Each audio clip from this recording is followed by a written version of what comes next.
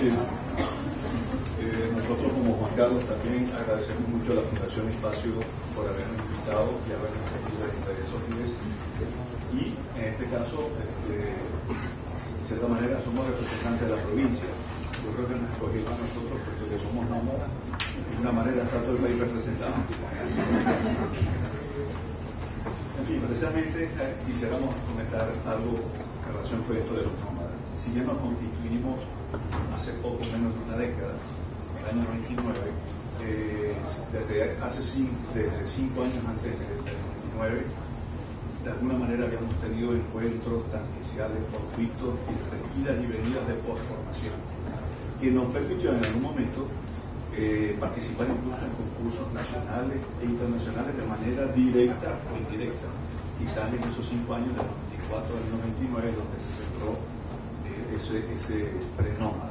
Pero no quita que fue en 1999 el lanzamiento de los concursos nacionales del Consejo Nacional de la Vivienda que nos invitamos como un equipo ante un tema que siempre nos había traído como el de asentamientos precarios. Y casualmente participamos en el concurso nacional para la rehabilitación de las Torres de la Vega, de la cual hablaremos posteriormente. Después de ese proyecto vinieron otra serie de proyectos también, concursos nacionales a través del CONAVI, y ahí empezó ese enfrentamiento, digamos, profesional, yo diría, brutal, con la paradoja de que en una mañana teníamos reuniones, por ejemplo, con una comunidad guayú del norte de Maracaibo, y en la tarde teníamos una reunión con un promotor inmobiliario del este de Maracaibo, de un este mucho más acomodado que hoy. Y el hecho que una semana después teníamos que realizar una visita para un proyecto en una urbanidad consolidada de Maracaibo, y 2 días después teníamos una reunión para un proyecto en una urbanidad marginal de Maracaibo. En consecuencia, por eso decimos esa brutal convivencia que aprendimos inmediatamente en esa práctica profesional, que teníamos que de alguna manera enfrentar esa diversidad, profusa diversidad que conviven, diríamos nosotros, prácticamente esa misma concavida urbana, aunque con un cielo, una bóveda celeste global. Rápidamente entendimos y reafirmamos que nuestra aproximación tenía que ser, la aproximación al proyecto debiera tratar de descubrir esas singularidades de esos entornos cambiantes. Para nosotros en ese momento dejamos de ser nómadas en el sentido de origen y pasamos a ser de cierta manera nómadas en un entorno que se nos movía constantemente. En la mañana era distinto a de la tarde.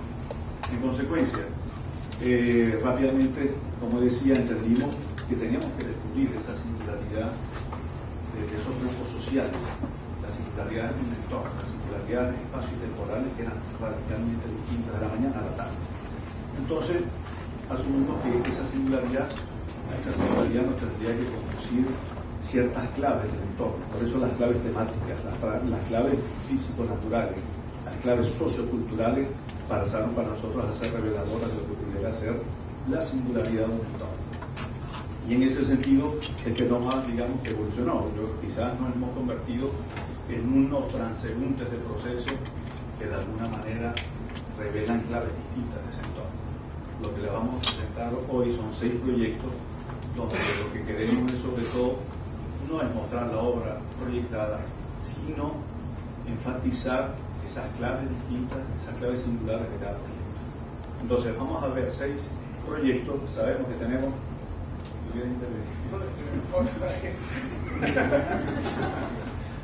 Entonces, sabemos que tenemos poco tiempo y en consecuencia quizás no nos hemos preparado para eso. No vamos a abundar extraordinariamente en cada proyecto, sino, vuelvo a decir, en enfatizar esas claves que diferenciaron la aproximación de uno al otro. Sí, yo creo que hay un punto interesante como primera pregunta siempre realizada en este grupo de confluencias, ¿no? Que era, o la primera pregunta que se nos hacía era ¿por qué volver? Porque nos encontramos en un momento en que cada quien estaba regresando de diferentes partes, donde de alguna manera tenía o podía haber tenido la oportunidad de quedarse o estaba ya trabajando. Y creo que el punto comprendido en este momento, creo que es un punto que además nos identifica desde la perspectiva de lo que estamos haciendo, ¿no? Uno vuelve porque había oportunidad de hacer cosas importantes, uno vuelve porque todo estaba por hacer, ¿no? Entonces, en ese sentido, definitivamente somos confluencia, y en ese sentido, definitivamente, esa dinámica casi que arroja el vértigo, no solamente de lugares, sino de escala. Esa dinámica de ir de lo doméstico a lo absolutamente territorial, esos proyectos megalómanos que uno puede estar conversando un día en un escritorio y al día siguiente ir a casa de la señora a hablar de su baño. Es un poco la dinámica que hace fascinante este quehacer cotidiano, a pesar de las complicaciones, a pesar del cúmulo de circunstancias que suceden alrededor de la práctica que estamos teniendo, ¿no? Un punto ya para terminar esta introducción, decíamos, hemos ido a concursos con guarimba, abajo en la oficina, o sea, hemos ido a concursos y estamos ploteando y los gases lacrimógenos entran en la oficina, y concursos internacionales, y bueno, el tipo que está en Suiza está tranquilo, ¿no? Pero bueno, eso es lo que somos y eso es lo que hay, y eso es un poco lo que, más allá de ver esa parte que lo hace complicado, yo creo que el esfuerzo está en puntualizar o en sacar el jugo de lo que lo hace fascinante, ¿no? Esas claves que nos llevaron al proyecto. En primer lugar, en la Torre de la Vega, el proyecto, desarrollamos una propuesta urbana larga de 6 kilómetros, y en esa propuesta, hablando con las comunidades que tenían sectores bien caracterizados, ellos querían de alguna manera preservar su identidad, pero a la vez, al preservar la identidad, querían también servicio por los subdotados que estaban en ese sector. Y de alguna manera nos planteaban la idea de generar ciertos umbrales entre cada sector, pero obviamente no querían divisiones entre los sectores, sino precisamente esos umbrales. Esto es, esos umbrales que concentraran servicio para las comunidades de la izquierda y de la derecha, ubicarían en ellos también viviendas de sustitución, pero por eso son umbrales que dejaran pasar, establecen límites entre uno y otro, pero dejan pasar, puesto que la comunidad en cierta medida mantenía ciertos caracteres de unidad. Y esa fue la primera aproximación.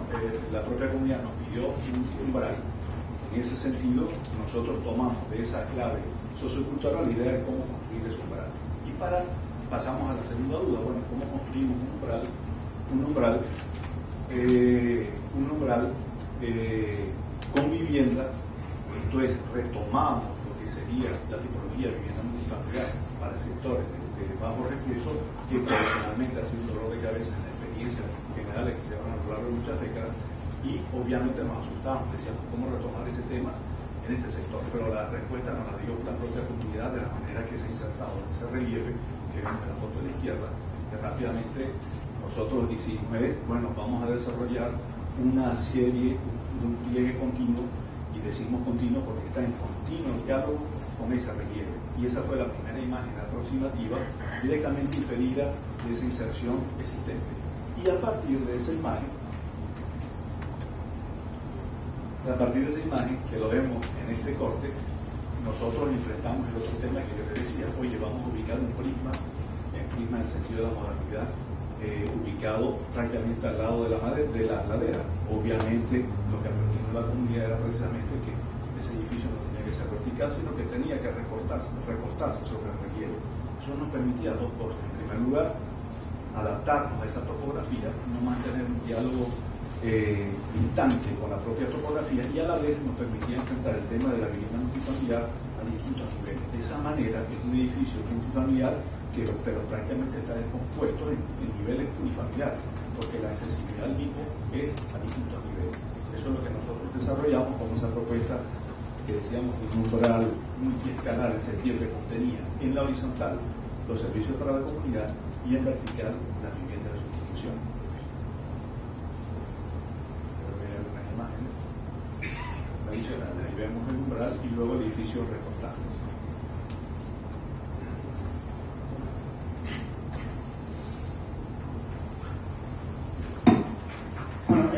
El tema de las pitidas es un tema para nosotros casi que sentimental, pero de alguna manera interesante desde el punto de vista de dinámica, ¿no? Estábamos trabajando para la Comisión Nacional de la Vivienda en un proyecto de ordenamiento sumario en el norte de La Guajira, y un día fuimos invadidos por una comunidad guayú que nos reclamaba que porque ellos no estaban dentro del proyecto. Bueno, intentamos explicar que está fuera del encargo de Conave, pero al final nos cansamos y decidimos entonces apoyar a la comunidad en un proyecto de vivienda para ellos, y bueno, cambiamos inclusive el mecanismo de remuneración económica con ellos. Estuvimos comiendo chivo, queso y coco durante aproximadamente un año, y ostras durante aproximadamente un año. Fue bastante interesante. Fuimos acogidos por esta comunidad y venía un reto interesante, que era primero comprender, salir por completo del tema donde estábamos trabajando, y confrontarnos entonces a una realidad que era, primero que debíamos intentar involucrarnos, intentar comprender realmente cuál era la visión, en este caso del espacio doméstico, de una comunidad guayú que además está sufriendo en un momento histórico cambios antropológicos por la migración de sitios de tierra a puntos de agua, por un tema económico al acabarse los recursos, digamos, en zona de origen local. Y bueno, nos acercamos entonces a ellos, y lo interesante del proceso es que definitivamente al llegar dijimos, bueno, vamos a trabajar en conjunto y vamos a comprender qué es lo que estamos haciendo. Comprendimos primero que la vivienda guayú es una vivienda territorial, donde el espacio de refugio no está comprendido como espacio doméstico, no sencillamente como cúmulo de servicios que se desarrollan en todo un espacio abierto donde el cocotero forma parte de la casa, etcétera, etcétera. En ese sentido, estábamos, cuando digo estábamos, es comunidad y nosotros, con un reto encima que debemos superar, que es que el gobierno, en este caso Sabir, la antigua metodología los estaba obligando a una agrupación urbana, entre comillas. Entonces, ¿cómo convertíamos un modo de vivir territorial, lo convertíamos en un módulo de vivienda donde primero todo el mundo debe vivir a 1 kilómetro uno de otro para poder cuidarse? Cómo vivir en comunidad en este momento, cómo la casa debía ser comunidad de nuevo, y cómo la casa debía realmente resumir esa lógica de dominio sobre el espacio abierto, aunque mi vecino que antes estaba a 1 kilómetro ahora está a 15 metros o 10 metros, ¿no? En ese sentido fue una experiencia increíble. Trabajé con la gente, cambiamos por supuesto las dinámicas inclusive de trabajo y de dibujo. Se trabajó debajo de una enramada con la comunidad en foro abierto. Fuimos poco a poco evaluando y practicando propuestas que cada uno fue dando y las fuimos registrando. Posteriormente, en conjunto, luego de ese resumen, trabajamos con cal en el piso y relevamos la casa uno a uno y la amoblamos. Tomamos decisiones conjuntamente, y posteriormente el proyecto, que era en ese momento nuestra responsabilidad, simplemente proyecto, se produjo una serie de documentos que permitieran que ellos accedieran y presionaran para lograr construir su casa. Consiguieron unas máquinas, las maquinitas para hacer los adobes, y hicieron su mejor interpretación posible, absolutamente en sus manos, de lo que estábamos haciendo.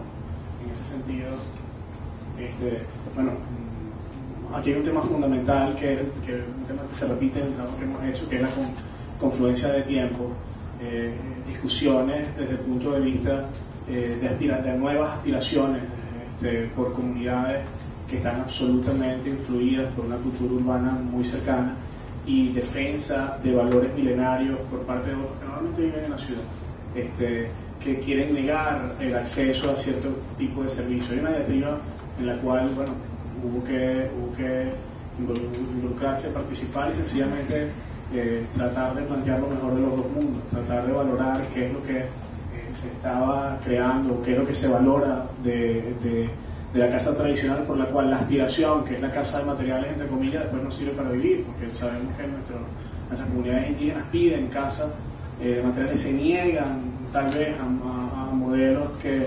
reflejen valores milenarios, pero posteriormente no pueden vivir en ellos y vuelven a construir la vivienda tradicional afuera, bueno, guardan el televisor adentro, ¿no?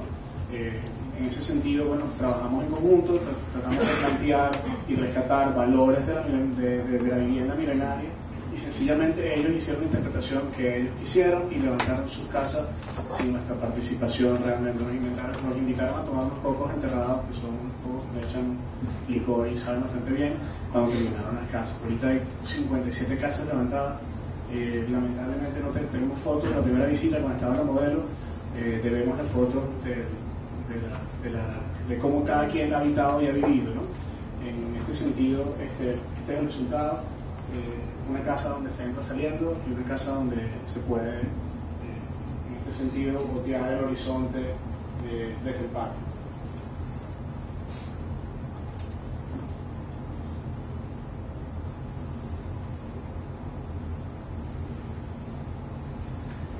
En el concurso para el Teatro Metropolitano de Barcelona se da una dinámica interesante. Voy a intentar apresurar esto. Se da una dinámica interesante. Teníamos el reto que muchos tuvimos cuando participamos en el concurso de insertar una estructura tradicionalmente elitesca en un núcleo urbano, digamos, primero muy movido y segundo centro histórico de Barcelona, Venezuela. En ese sentido, la principal reflexión y el principal reto que deberíamos tener estaba en torno a la fábrica, en torno al impacto urbano que normalmente el espacio de producción tiene dentro de la ciudad, y la negación que normalmente existe arquitectónicamente, sencillamente por dimensiones y por requerimientos técnicos de la accesibilidad de la ciudad a lo que es el teatro. El teatro termina siendo un enclave. En ese sentido, tomando eso como principal reto, la decisión fue simplemente hacer excisiones dentro de la fábrica, abrir el teatro y convertirlo en una máquina urbana prácticamente, o sea, convertir la plaza en espacios de vida entre bastidores, es un poco lo que decíamos, ¿no? Al abrir el teatro, todas las actividades de preparación estaban integrados al espacio urbano, había puentes que se conectaban y la gente seguía pasando, pero se enteraba que, bueno, había venido un grupo de teatro X que estaba preparando su escenografía X o Y. Adicionalmente a ello, se planteaba la incorporación de tramoya se abría hacia el espacio público para dar actividades al aire libre y evitar el tema del costo de mantenimiento del teatro, por lo cual se cierra hacia la gente. Se incorporó también espacio exterior de presentación, etcétera, etcétera. Pero el gesto era muy sencillo, era sencillamente cortarlo, abrirlo y que la ciudad entrara y que dejara de ser un sitio externo fuera de la cotidianidad de la gente. Sí, precisamente, arriesgando un espacio público, si el lugar hubiera estado excavado debajo de una montaña, obviamente sería un gesto que nos daría algún placer a nosotros, pero que ningún impacto tendría en la comunidad en sí mismo. Como el sitio de trabajo era una plaza extraordinariamente importante de Barcelona, la Plaza de la Gobernación, obviamente por eso quisimos desarrollar esa idea del teatro como una plaza entre bastidores, y por eso esa planta que veíamos antes, que la plaza penetra dentro del teatro, y una fachada norte de prácticamente de las gradas, que era acristalada con protección de vía, en su momento nos iba a permitir el hecho que esas presentaciones de alguna manera, desde las prácticas hasta ciertas representaciones formales, pudieran ser recibidas en la misma plaza.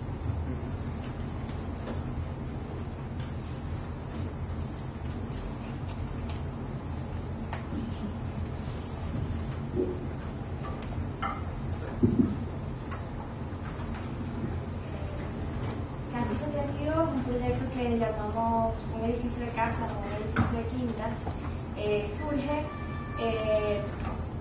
después de una reflexión sobre la problemática de los conjuntos de viviendas cerrados, en donde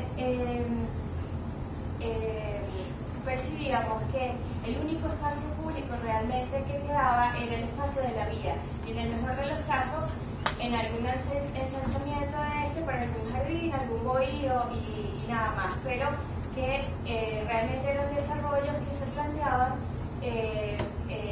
bajo modalidades depredadoras inmobiliarias, y en donde la vida urbana en comunidad no se tomaba en cuenta, ¿no? Entonces planteamos hacer esta propuesta, que es llamamos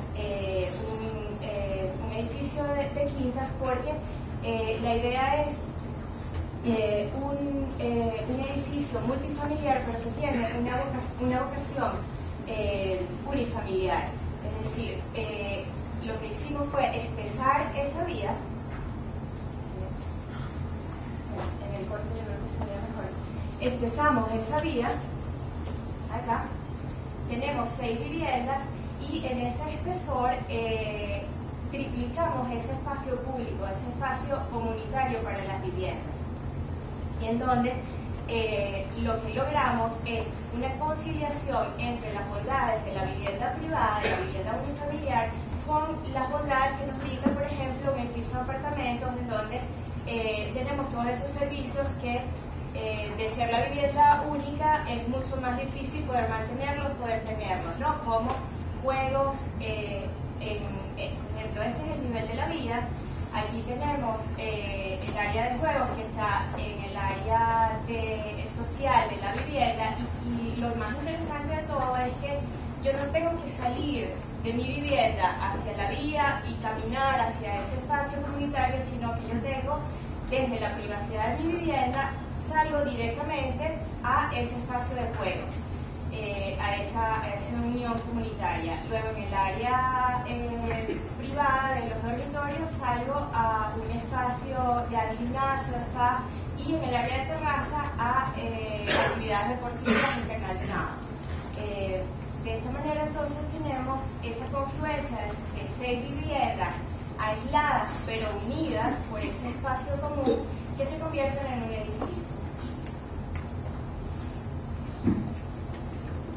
Aquí el tema era, todos los estudios inmobiliarios del terreno decían que cabían 5 viviendas unifamiliares y que habían 6 unidades multifamiliares. Comercialmente se querían vender unidades unifamiliares, pero desde el punto de vista de densidad era mucho más beneficioso hacer multifamiliares. Digo, bueno, vamos a hacer multifamiliares que sean unifamiliares. Entonces, el espacio requerido por norma para el área pública, que por supuesto al hacer 6 viviendas quedó eliminado, lo hicimos sobre la calle. Lo interesante es que esa solución arquitectónica que estuvo a la mano de la inmobiliaria, más que viceversa, nos permite dar un primer paso a nosotros en el campo de la promoción. Ahora somos socios de este proyecto. De alguna manera, ahora también en los zapatos del promotor, ¿no? No es solamente proponer desde el punto de vista de lo posible y lo idóneo, sino también podemos trabajar, me refiero, hablo en colectivo, podemos trabajar desde el punto de vista inmobiliario y que se pueda ganar dinero desde el punto de vista del promotor, sencillamente buscando la manera de, al final son 6 unidades, al final se venden como 6 casas.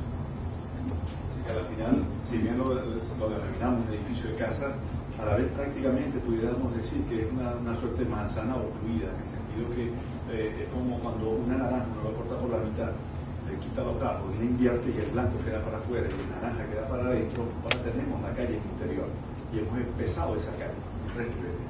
Entonces estamos introduciendo al edificio de casa una calle espesa en su interior, que es el proceso de evolución.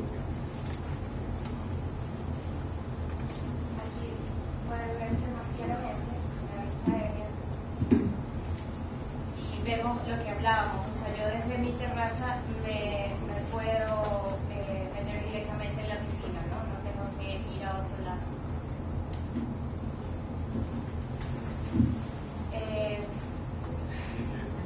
El Parque de la Ribereña es un parque que denominamos un paseo letrado. Es un proyecto que se realizó conjuntamente con el Centro Jacinto Lara, que Franco de alguna manera fue partícipe como asesor del centro, y el desarrollo del parque estaba plasmado sobre esta área natural en el valle del río Turbio y que está limitada por la avenida denominada, conocida como la Avenida de la Ribereña, que va a lo largo del valle, ¿no? Y es aproximadamente 14 kilómetros lineales el parque. El encargo inicialmente era desarrollar, digamos que un paseo a lo largo de esta avenida, un paseo para actividades recreativas y para tratar de integrar la ciudad, porque está todo al sur de la ciudad, de bajar la ciudad hacia todo este espacio natural del valle, que además es una zona de protección ambiental. Y entonces la propuesta busca o plantea de alguna manera revelar las particularidades y las diferencias de ese paisaje aparentemente homogéneo de todo el valle, ¿no? Entonces se plantea la propuesta de un jardín, de un paseo letrado, un diccionario urbano que amarre todos estos sectores o segmentos que se fueron detectando, ¿no? Este diccionario urbano se propone como valor, digamos, cultural universal, que es la lengua castellana, que es el que va a amarrar todo esto. Es decir, se plantea un paseo no tradicional como se puede concebir, en el que se van a incluir obras de arte o elementos artesanales regionales del lugar, sino que el mismo paseo es la obra de arte como tal, la obra de arte en sí misma, porque a través del recorrido, tanto desde el vehículo, en donde se va a apreciar el abecedario, y desde la visión del peatón en el recorrido que va habitando las palabras de ese diccionario, se crea un elemento icónico y simbólico y georreferencial dentro del sitio, que es lo que le va a dar la identidad urbana a todo el parque, el que va a amarrar todos estos segmentos y estas diferencias, y se va a convertir en ese elemento estructurante, ¿no? Aquí vemos unas imágenes entonces de lo que les comentaba del paseo letrado, es habitar las palabras. Y entonces luego desarrollamos entonces esos segmentos que les decía que plasmaban, trataban de revelar, la intervención que se hace es revelar la existencia, las diferencias de esos segmentos, ¿no? Entonces tenemos la topografía, que desarrollamos estos balcones topográficos, y bueno, aquí podíamos apreciar también lo del abecedario. Desarrollábamos segmentos bahías inferiores, que era donde podíamos descender y llegar a tener contacto con el río porque la distancia era menor. El jardín de Chaguaramo, porque hacía conexión directa con el bosque Macuto, que está enfrente del otro lado del río. Igualmente, los edificios que se plantean en cada uno de los segmentos están totalmente relacionados con ese paisaje y tratan igualmente de revelar ese paisaje. Es decir, se plantean en todos los segmentos edificios que van a ser de servicio, son edificios para el manejo, la gestión y el mantenimiento del parque, y que se propone para realizar una conciliación entre gobierno, comunidades y la empresa privada. De esa manera pueden mantener el parque en el tiempo. Y van cambiando en términos de su inserción dependiendo del segmento en el que se encuentra. En este, por ejemplo, dejan pasar los Chaguaramo. Este es el espacio cultural porque era el segmento casi central en donde se conecta directamente con las vías que llegan al centro de la ciudad. El jardín de agua, porque es donde se produce el cruce del río a través del parque. El jardín cubierto, que se plantea porque había una desnudez del paisaje en ese sitio, entonces se plantea a manera de contraste revelar eso. El jardín de luces, porque hay una presencia fuerte en este segmento de torres de electricidad en el sitio, y el jardín de caña, que hace de alguna manera reminiscencia a la importancia de los cultivos de caña y los trapiches en la zona.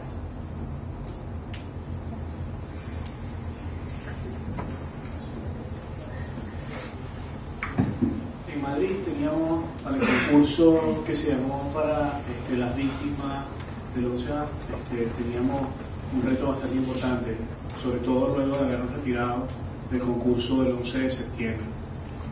La reflexión que estábamos obligados en en un reto como este, era una reflexión que indiscutiblemente conllevaba fijar una posición, digamos, no quisiera decir política, pero sí una posición crítica ante el tema y una responsabilidad que debía, digamos, acompañar la propuesta que íbamos a tener. En ese sentido, la primera reflexión que hacíamos a la hora de enfrentarnos a la realización de monumentos, más allá de revisar el desarrollo histórico de monumentos de este tipo en la reciente historia contemporánea, era primero comprender cuál era la verdadera tragedia sucedánea después de, y cómo plantearnos no hacer un monumento simplemente para recordar las víctimas de, sino hacer un gesto que de alguna manera propusiera algún tipo de posibilidad de futuro.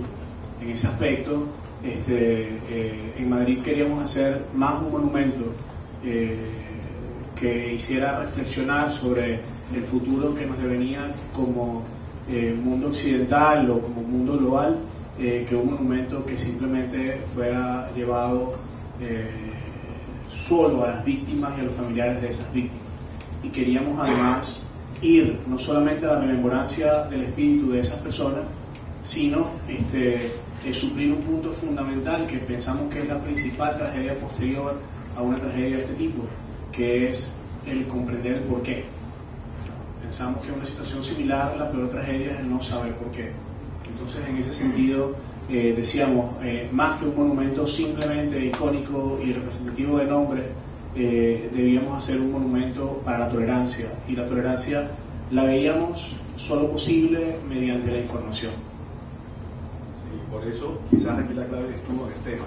Hicimos una revisión rápida de lo que fue los espacios conmemorativos en el mundo occidental en el siglo XX, y prácticamente llegamos a establecer que se habían desarrollado dos modelos.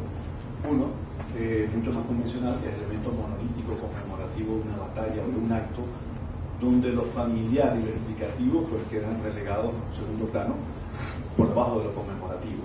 Y luego hasta que vino el proyecto, por ejemplo, de Maya Lin en el año 74 para las víctimas de la guerra de Vietnam, donde lo conmemorativo del acto de la batalla pasa a un segundo plano y lo que es lo familiar, la relación entre el fallecido y la familia reflejada en esa superficie respectiva, empieza a establecer una cierta relación que va más allá de lo conmemorativo de la batalla, y se establece una cierta afinidad a través del muro entre el fallecido y su familia. Pero tampoco eran explicativos, y como decía Farid, nosotros decidimos en esta oportunidad explorar un otro modelo donde queríamos que, además de que la familia y los fallecidos pudieran tener una relación directa, obviamente lo explicativo fuese preponderante.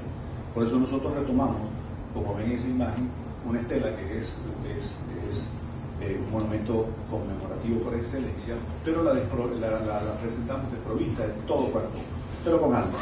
Como decía Farid, nosotros asumimos que el protagonista de esa estela es el hombre de hoy, el hombre de la ciudad de Madrid, el hombre de España y el hombre global, si se quiere, que buscan en ese memorial tratar de entender las causas del porqué, no simplemente establecer una relación afectiva y recordatoria entre el familiar y el atentado y el fallecido. Aquí vemos los tres elementos de esa propuesta: la parte cóncava abajo, que es una parte en concreto bruto donde se refleja en cierta medida la crueldad del atentado, esa inmensidad de la nada. Ella está enclavada en la estación de Atocha, en directa conexión con el proyecto de Moneo. Luego está la superficie instalada con agua, porque queremos que esa parte de abajo también en cierta medida esté en relación con la superficie, que es donde se produjo los atentados, y que de hecho varíe con el tiempo del día estacional. Y por último, esa estela desprovista de materialidad. Estamos pasando una estela que normalmente en estos monumentos conmemorativos es muerta, corpórea y con inscripciones, a una estela que es cristalina, viva, porque la gente es la protagonista, porque varía de día a día en función de la gente que está visitando y se está informando. Y en vez de inscripciones, pues tenemos información digital explicativa de lo que fueron las víctimas, pero sobre todo tratando de buscar explicaciones del atentado. De esa manera que estamos viendo la parte de abajo, la inmensidad de Sanada, donde ponemos también en relación, como los dos modelos precedentes del siglo XX, la relación entre la familia y el fallecido.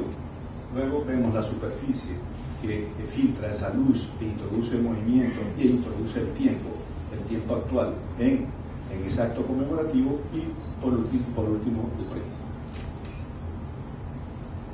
Por otra parte, esta estela descorporizada, pues obviamente es un homenaje también a la rotonda de Rafael Moneo de Atocha. En ese sentido, nosotros no queríamos quitarle en absoluto el protagonismo, no a la obra de Moneo, sino al sitio de los acontecimientos. Y en consecuencia, de alguna manera, teníamos que desvanecernos en lo posible.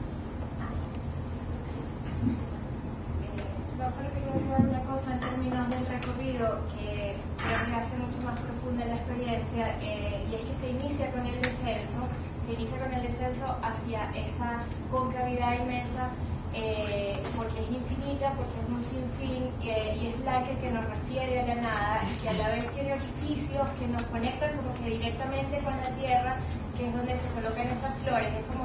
Es la experiencia terrenal, física, que fue un poco lo que logra también Mayerlin con su memorial, pero que luego quizás no se queda solo en esa experiencia, sino que si alzamos entonces la mirada, nos deslumbra esta superficie de agua con variado reflejo, que entonces nos da paso a la estela, que ya no va a incluir, digamos, el epitafio, sino que es el futuro, es el entendimiento, es el comprender todo lo sucedido.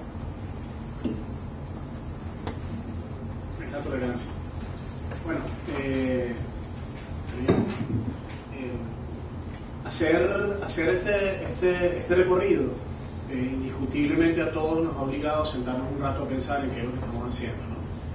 Práctica que intentamos hacerla a pesar de la vertiginosa cotidianidad en la que estamos inmersos todos, pero bueno, es interesante que sea un poco presionada por ocasiones como esta, ¿no? Creo que con un muy corto de tiempo hemos intentado discutir, o hemos intentado buscar la manera en que podríamos cerrar la conversación o esta intervención, y yo debo confesar que tal vez estuve buscando algún aforismo durante algún tiempo, en estos últimos días hemos discutido y hemos hablado, y creo que la única conclusión que podemos tener es que para el inicio de la crítica o de la autocrítica y de la continuación de la búsqueda está en que definitivamente, particularmente, y esto no está completamente conversado, la única aseveración o aforismo que podemos hacer es que estamos escapando de ese aforismo y de esa aseveración posible. O sea, pensamos que tal vez se está tratando de caminar, por ahí creo que Francisco lo va a decir, pues se lo vi en la chuleta, estamos tratando de caminar más bien hacia una paradoja. Entonces, estamos alejando del aforismo y estamos caminando hacia otro punto tal vez desconocido. Pero simplemente sí creo que definitivamente somos confluencia, y sí creo que definitivamente el punto más interesante de lo que se pueda estar haciendo está en el recorrido donde somos sencillamente un ingrediente más, y está en la posibilidad de lo que se está haciendo de sorprendernos. Yo sé que eso lo hablamos entre nosotros. Cabe decir que la presentación en estas conversaciones nos dio mucho dolor de cabeza, porque o sea, la dinámica te lleva y el tiempo falta para reflexionar sobre todo el proceso que ha seguido. Entonces incluso no nos poníamos de acuerdo, no sabemos cómo habíamos llegado tan lejos juntos, pero no nos poníamos de acuerdo. Yo creo que después de esto nos vamos a poner. Si hay trabajo en Caracas, por favor, háganos saber. No me avisan. En fin, lo que sí, yo diría, un poco comentando lo que decía París, que en cierta medida no queremos que Nómadas devenga una oficina creadora de una firma, sino que más bien quizás estamos buscando ser una plataforma donde emergen singularidades. Entonces no nos interesa la firma como tal. Gracias.